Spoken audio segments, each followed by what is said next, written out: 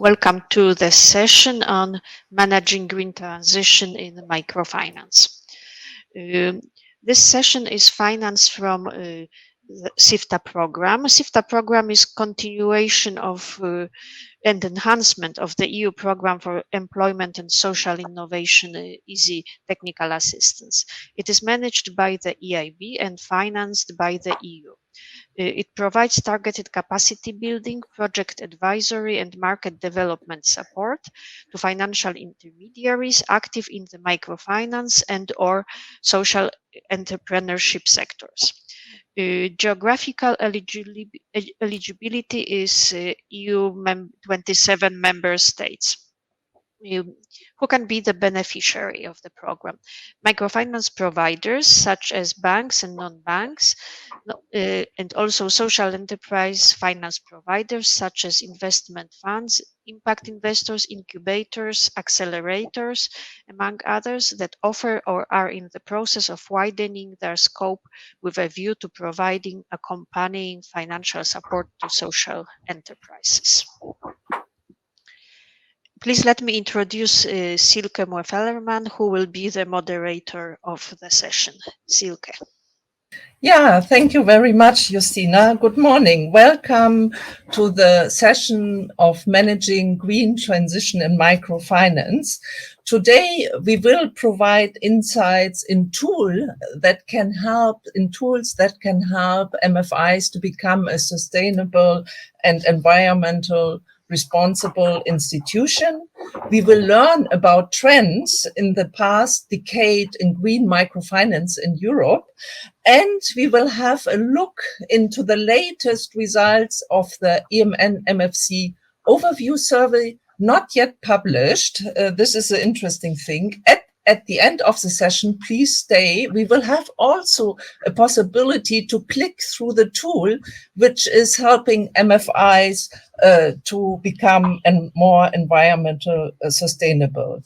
We have three key research experts on the panel, but these experts are not only researchers, they are also taking care that their results and findings can be converted into practical applications. That means applied research. I will introduce them one by one when the session starts.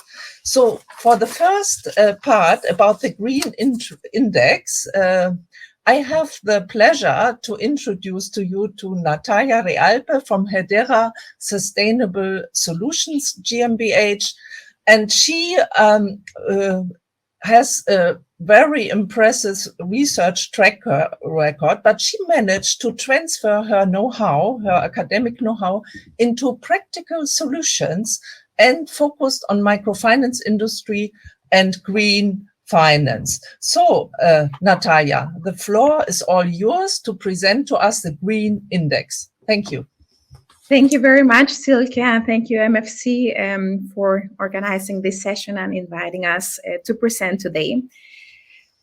So, for those that are hearing about the Green Index for the first time, it is a tool for measuring environmental performance for financial service providers. It was launched in 2014 by the Green Inclusive and Climate Smart Finance Action Group from the European Microfinance Platform, and it has evolved over the years already. Now we have the third version, the third edition that has been launched in 2022. In the website of the Green Inclusive and Smart Finance Action Group, you will find the publications. I'm showing here the last one in 2.0. And to remember and to emphasize, this is a tool for institutions. It's not for the clients. Its purpose is for raising awareness on environment protection at institutional level and also with the clients to plan the steps in the different axes of action and monitor the progress over time of all the indicators that the tool gathers. We can next.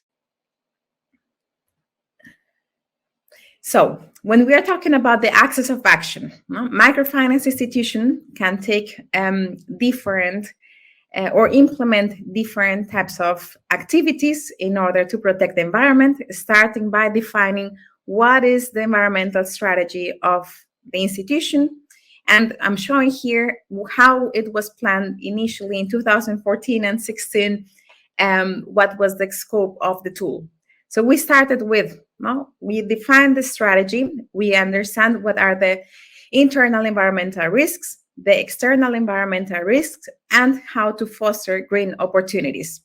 And this was reflected in different indicators that we will see next in the next slides. So if for each dimension, we will have 3 to 4 indicators defining what are the essential practices that institutions can do. And institutions could respond yes, no, or partially, and then a scoring was calculated. So here, for instance, we are assessing how is the definition, management, monitoring of the environmental strategy. Next. And then for each of the dimensions, now we will see in this slide and the next ones, on the different types of indicators that we are gathering. So it was very general, but still assessing these 4 dimensions. And at the end, we will see now, as if you see the scores for each question, it will have equal score at the dimension level. And then the scoring will drop to the institution at diamond. Let's go back, where the institution could see how are they performing in terms of defining the environmental strategy, managing the internal environmental risks, and managing the external environmental risks, the external meaning of their clients, and then how is the institution providing whether financial services or non-financial services. Yeah, so that was the scope of the tool. Now, in the next slide, we will see the evolution. We had in 2014, we launched the tool, and it was it is in a publication, and it was made available in the SPI 4 as an optional dimension 7. In 2016, we incorporated some lessons learned from microfinance institutions. Also, we conducted a study with the mixed market, analyzing what could be quantitative indicators to integrate, and it was integrated also in the SPI 4, but only the qualitative indicators. With several years of experience and implementing the tools in different types of projects across the world, in 2021, we started a work of collecting feedback from more than 300 stakeholders. We analyzed the results of more than 1,000 audits, and also assess the different international initiatives that there are in terms of assessing the environmental performance, and work together with SPTF and CERIS in the proposal of the Dimension 7 of the Universal Standard for Social Performance Management, so that the actualization of, or the update of the Green Index 3.0 will be aligned to the Dimension 7 of the Universal Standards. Now we are gathering, finishing, we have now the Green Index 3.0, again with 4 axes of action, and the main difference is that we have separated in Dimension 2 and 3, we see identifying environmental risks and opportunities, and the next one, managing environmental risks and opportunities. We have included the topics vulnerability, adverse environmental impacts, and separated what is the results direct and indirect, direct of the institution and indirect with the clients. And to close, the tool, as I said, it's aligned with the work that we have done with CERIS and SPTF. We have the Dimension 7 and the Green Index. And the mapping of the tools, we have 3 dimensions for the Dimension 7 and 4 dimensions for the Green Index. However, these are aligned. So whenever you fill out the Green Index, you are also filling out the Dimension 7.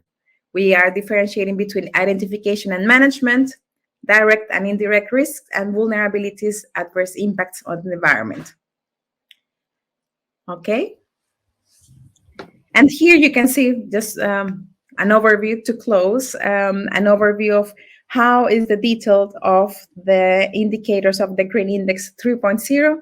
You have here one excerpt of the first dimension, identification of indirect risk and opportunities with its quantitative indicators. And in the next slide, also an example of the management of direct risk and opportunities. At the end of this session, we will go more in detail on the tool so that we now explore what are the results of the assessments that we have conducted over the years in Europe. Yeah, thank you very much, Natalia, for showing us the tool and explaining us the story behind and where it stands. Also for the diamond, like Natalia certainly said, at the end of the session, we will click through the tool. So it will be very interesting for all the participants. Now I have the pleasure to introduce to you Nicola Benaglio. He is Senior Research Officer at the European Microfinance Network, and he will present the results of the recently published study of the trends of the last decade in microfinance in Europe. As I know Nicola personally from our SIFTA EASY experience, Nicola has been working for a decade at EMN as well. So you have been witness for this trend. Nicola, the floor is yours. Thanks a lot, Silke, for this introduction. It's a real pleasure to be here and present the result of this study on green microfinance in Europe, which has been prepared by the European Microfinance Network and the EMFP Action Group on Green Inclusive and Climate Smart Finance. As you said, this is an overview on the status of green microfinance in Europe, and especially on the evolution of green microfinance in the last 10 years. There are many authors that contributed to this study. Let me just briefly mention my colleague Marie Vial, Davide Forcella, Natalia, who is also with us today, Alfonso Cayazzo, and Mathieu François. And what makes this study interesting and unique is the data analyzed. This is, in fact, the first attempt to harmonize 10 years of data available on green microfinance in Europe. But there's also more in the study. There's an overview of the main EU legislation that addresses environmental issues, and also some examples of MFIs that are in the front line on green microfinance in Europe. And I'll try to showcase some quick examples throughout my presentation. But I mean, considering the time limitation, I'll try to focus mostly on the emerging trends. And then I invite you to have a look at the study, which is already published on the EMN website, and I will post the link to download the publication in the chat in a few minutes. So before me move into the presentation of the key results, I just wanted to spend a few words on the methodology and on the data that were analyzed. If we can go to the next slide, you will see that there are two data sets. The first one is what we call green disclosure, and we refer to green disclosure when it comes to the review of website. There was around different information related to MFI's green practices, in particular related to the environmental strategy, risk management, green products, and other standards. So these were checked on MFI's website in 2 time periods. So the first time in 2013 and the second time in 2021. And so we have the review of more than 450 websites of MFIs on this topic. Then there's the second data set, which is called Green Declaration, and this is referred to Green Declaration because it consists of the survey responses of MFIs to different surveys as from 2011 till to 2019. So these surveys collected data on the financial products and the non-financial products offered by the MFIs, and to a minor extent also to other standards which are connected with the Green Index. As you can see from this slide, we have more than 400 surveys gathered, which are regrouped into 3 time periods. And these surveys are related to almost 300 institutions. And I'm stressing this because this is important to understand how the data were analyzed and the trends were discovered, because by comparing the result of the Green Disclosure dataset with the Green Declaration dataset, we can triangulate the information and we can check for the data consistency among these 2 datasets. And what I'll present you now is the information which is consistent between the 2 datasets, and is what we called in the publication strong evidence. So these are the key trends that are emerging from the analysis. So let me go to the first trend, which is the fact that the environmental performance of MFIs has improved over the last 10 years.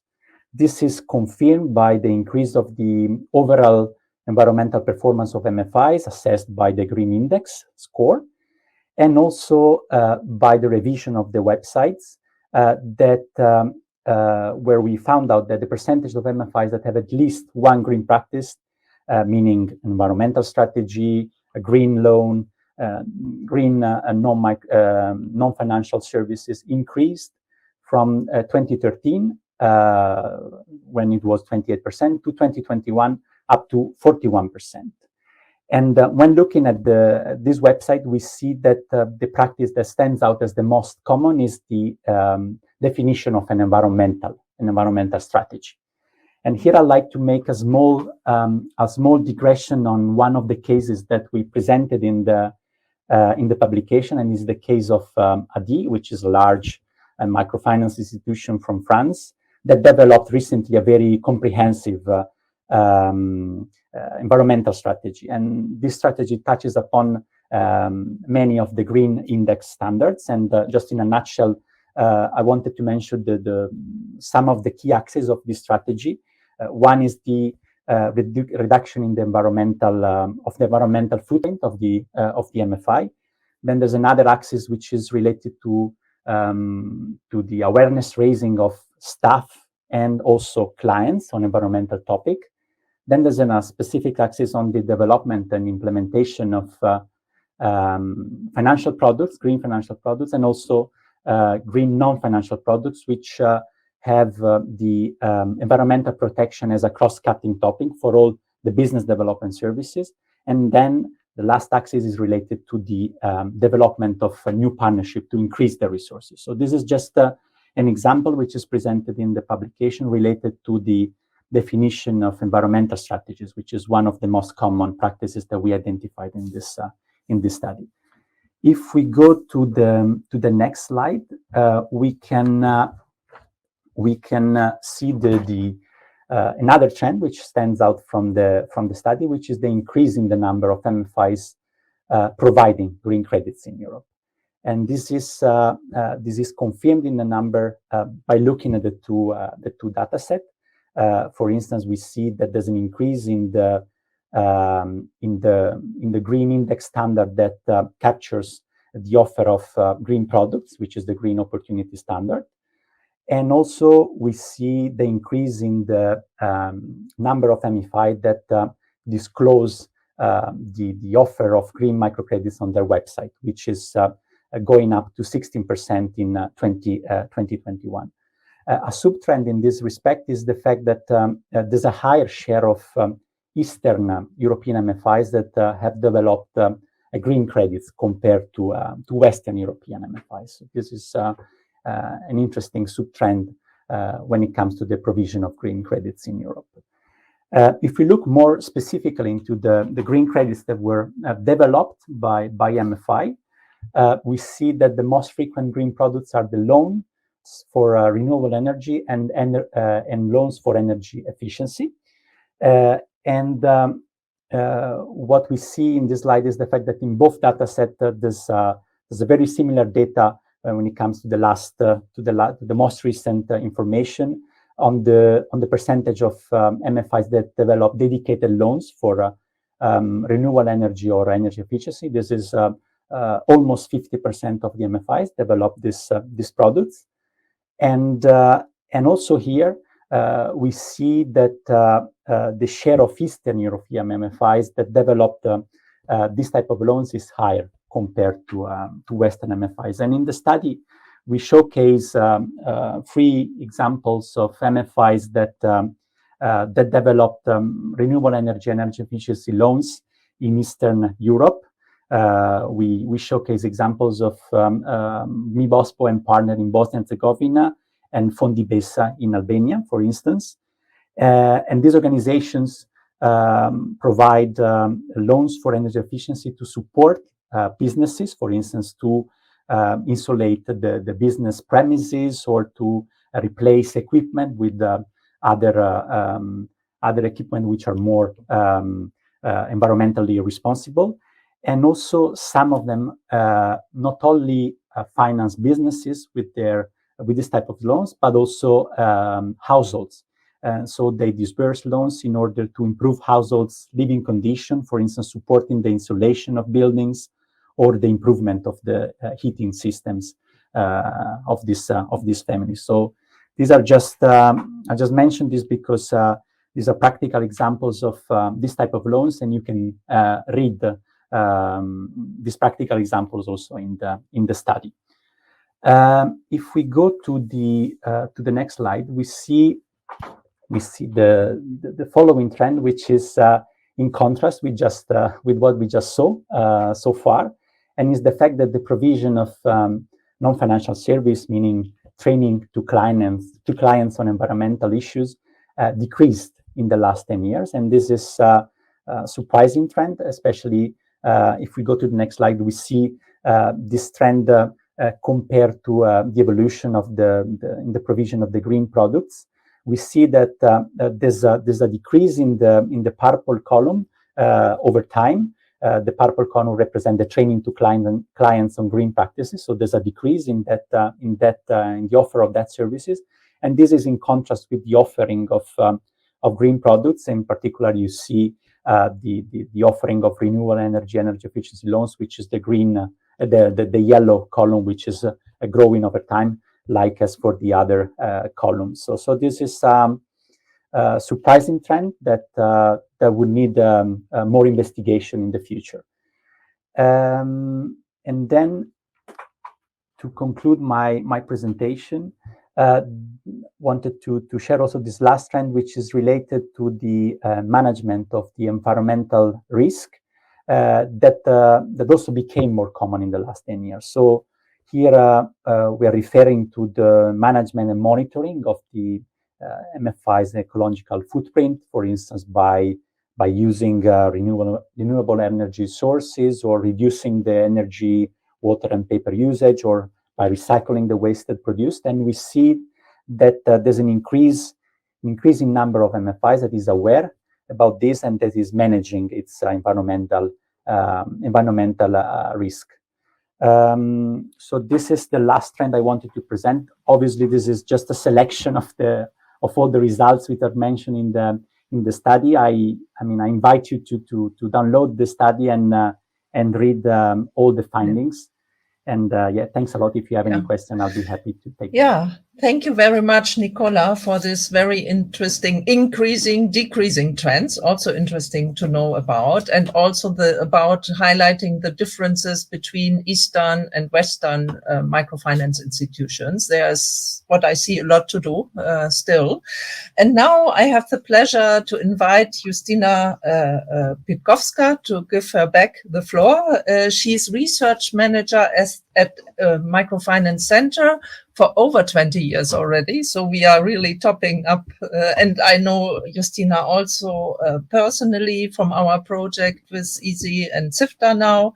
And Justyna will be providing insights in unpublished results. This is very interesting.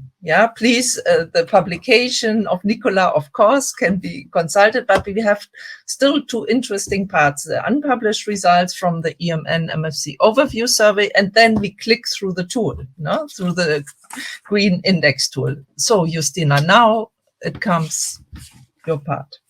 Thank you, Silke. So we continue watching MFIs, how they are involved in green microfinance. And in the EMN MFC microfinance survey this year edition, we also asked a few questions about green microfinance products, strategies, and risk monitoring. And basically, we observed the continuation of trends which Nicola presented. The MFIs continue providing green loans, and the number of MFIs introducing or having specific green products increases. In 2021, already 26% of MFIs have had specific dedicated loan products, 21% for energy efficiency and 17% for renewable energies. So the trend continues. But we also saw that there is quite a substantial number of MFIs which finance green solutions through their regular loans. So 45% of MFIs provide regular business or housing loans, and clients take these loans to make improvements and to adapt their houses or introduce renewable energy technologies in their businesses. So in fact, there is many more MFIs which already finance green solutions, although those MFIs have not yet developed specific products. And what is more, 23% of MFIs plan to develop dedicated green loans. So we expect that the trend of MFIs involving in financing green solutions will continue. And among the various institutional types, dedicated green microfinance products are mainly seen among non-bank financial institutions and cooperatives. NGOs most often finance green solutions through their regular business or housing loans. And of course, as everywhere, there are challenges. And the biggest challenge to the provision of green microfinance is weak demand. 55% of MFIs voiced this challenge, and it basically is about clients being unaware of what green solutions exist and how they can benefit their businesses and households. So that's the biggest concern about the MFIs when thinking of offering green microfinance products. The second challenge is difficulty in developing green products. So this challenge is on the institutional side. The institutions simply are not fully capable of well structuring the product that will be taken up by their clients. And the third challenge is weak public support. As many as 22% of MFIs complained about very little engagement of public institutions in supporting green or environmentally friendly finance. In terms of the types of assistance that are needed by the MFIs, 47% of MFIs would like to get access to grants and or subsidies for non-financial services. So again, this is something that is really badly needed in order to improve the demand, the understanding of clients about green issues, environmentally friendly solutions. So that's the biggest need among the MFIs to get the support for non-financial services. And the second type of assistance is technical assistance to adapt existing or develop new dedicated green microfinance products. So again, to address the second challenge that the MFIs have very limited capacity to structure and develop a good green product. And the third type of assistance are the guarantees to back up green microfinance loans. We also checked to what extent microfinance institutions are in line with the dimensions that Natalia has already presented, the dimensions that are covered by a green index, the dimensions such as having a strategy, monitoring environmental performance, internal risks, also monitoring impact of the clients on the environment and clients' climate vulnerability. And basically, what we saw that quite a number of MFIs are fully or partially compliant with those standards. And altogether, 55% of MFIs have at least one green practice. So which means that over half of MFIs already have a practice or are at least partially compliant with one of the standards. And most often monitoring adverse impacts on the environment and management of those adverse impacts. Mostly this standard, this dimension is addressed by the MFIs. But also 40% of MFIs have the environmental strategy at least partially. So they either have green environmental goals or the processes. So at least some parts of the environmental strategies are in place in 40% of MFIs. And basically, that's what we saw in the last survey. And in the next, as it was already said, the report will be available next month. And in the next editions of the surveys, we are going together, Yemen together with MFC, we are going to continue monitoring the performance of MFIs in terms of the standards and dimensions, and also green products. Okay, thank you very much, Justina, and very interesting to see the results that the MFIs need fund for non-financial services for the green finance. So the result from Nicola, maybe if you are repeating this long survey or directing, will be different. So now, as promised, we will have a look at the tool. Yeah, Natalia, the floor is again yours. Thank you very much, Silke. And we have not to close in these 8 minutes with the tool and leave you interested in seeing what is behind. We have I wanted to share the link to the tool, but so we have the tool. Before it was just an Excel table.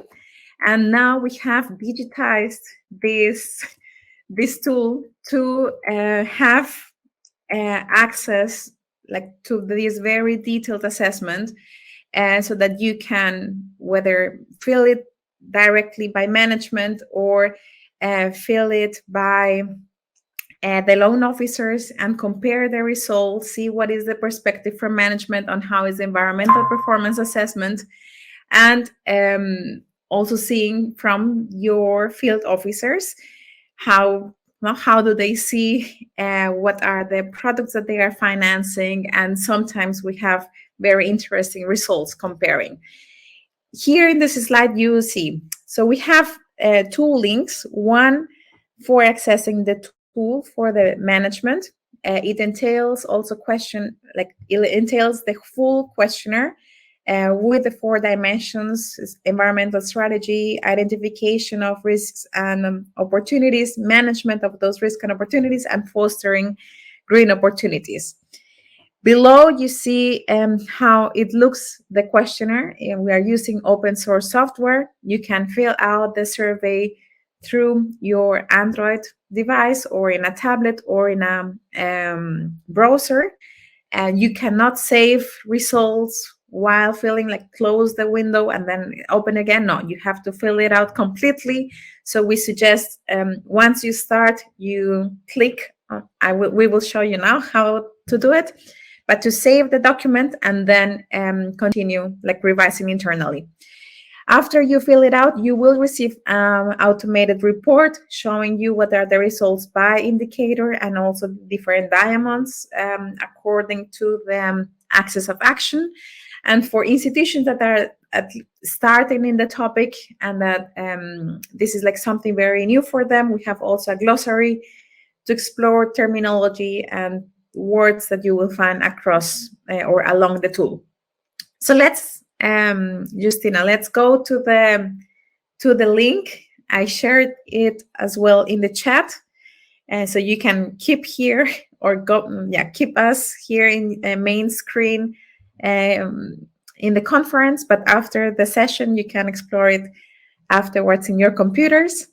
And so this means we have a dedicated website for it. It has been developed by Edera. We have described what is the tool about. Then if you scroll down, you see the different axes of action. You will see the links for accessing the management and field officers, also the explanation on the license that we are working on. And the tool is free for usage, so any institution can use it. And only if you use the graphs or the results that you receive after you fill it out, you have to quote from where are these graphs or pictures coming from, and that it was provided from the Green Index 3.0 tool. And below you can see the access to the demo of the report, access to the glossary, and so on. Now we will go inside the tool. Yeah, so you see the demo report, the QR code to enter from your mobile device, a glossary, and then frequent asked questions, a contact form if you want to fill out the tool, and that we provide you a special link so that you can access afterwards your database, and then explanation on how was this tool developed. But because we have very little time, we will explore now how the tool looks like. So when you enter, you see here, it is available in different languages, in English, Spanish, and French. And once you start, you can, like after you fill out the welcome introduction, in the icon of the printer, you can click it there and then save it as PDF in your computer, and then revise with calm, discussing with your team the different indicators. All the questions that have an asterisk, a star, are mandatory, so you have to fill them out. And it is possible because the tools are aligned with the dimension 7. For those institutions that are filling out already the SPI 4, you can decide to share the results with CERIS and also with Atlas, whether in an anonymous way or if you want to share all your information. This goes in the next page. And so if we have 1 minute, if you can click on next and fill out the questions with the star. I think you have to fill out those. You have as a demo, you can fill it, the questionnaire, as demo or as a self-assessment. In demo, is for revising how the tool works. And then here you can decide whether you want to give authorization for sharing the data, which type of tool you want to see, if the full version or just a light version, the shorter one. Let's have a look at the full. And if you want to provide comments, so at the end of each section, there is a box where you can write things and also see the quantitative indicators. And then if you click next, now we are entering into the detail tool. So here we start. There are the essential practices. If you could scroll a little bit up and you click on the 3 lines, here on the 3 lines in the upper right menu, yes, you can navigate through the different indicators. If you click on Green Index 3.0, and then you see the different standards, 0, 1, 2, 3. You can start, I will start by filling out the standard 3 because that's where we have our products, but we recommend you start from the beginning. And if you say, no, it will take some time for us to fill it out, just click on the printer, save as PDF, and revise it with calm. And Silke, I think we can leave it now. Thank you very much. Thank you very much, Natalia, are there any questions? From the audience? If not, I will wrap up. I had some questions, but my speakers answered them all. So maybe wrapping up, if there are no questions, of course, you have the contacts of the speakers. You can always be in touch. So thank you very much for this very insightful session. So we have been provided with two important links, the link from the trend survey on green microfinance and the link for the online tool for the green index. Then maybe very important findings is that the green index tool is open source, so it's free. Yeah, so you can, the microfinance institution can access it. That was one of the questions I had. Then what I understand from Nicola and Justina, this trend study will not be a once-off exercise. So the results will be monitored then now through the EMN MFC annual microfinance survey. And last but not least, the latest result of the EMN MFC overview survey will be published in December, what I understand. So that was also a question I had. Yeah, so I really, thank you for all participants which were listening until the end, what I saw. Maybe if you could click on polls to evaluate the session, yeah, would be very great. There's just one question to evaluate the session. It will be very important for us. As a SIFTA technical assistance team leader, we will also have a window of opportunity to help EU 27 MFIs to dive into this self-assessment exercise to support them also to implement this green index. So if somebody has some questions, please go to the SIFTA booth. There we will be. Yeah, and I wish all of you a nice online conference. Today is the last day, but it's hopefully not the last conference. I think green index, we will have much more green results next year. With all the challenges we have. And yeah, welcome back, hopefully next year for a session to see how it looks like in 2023. Thank you very much.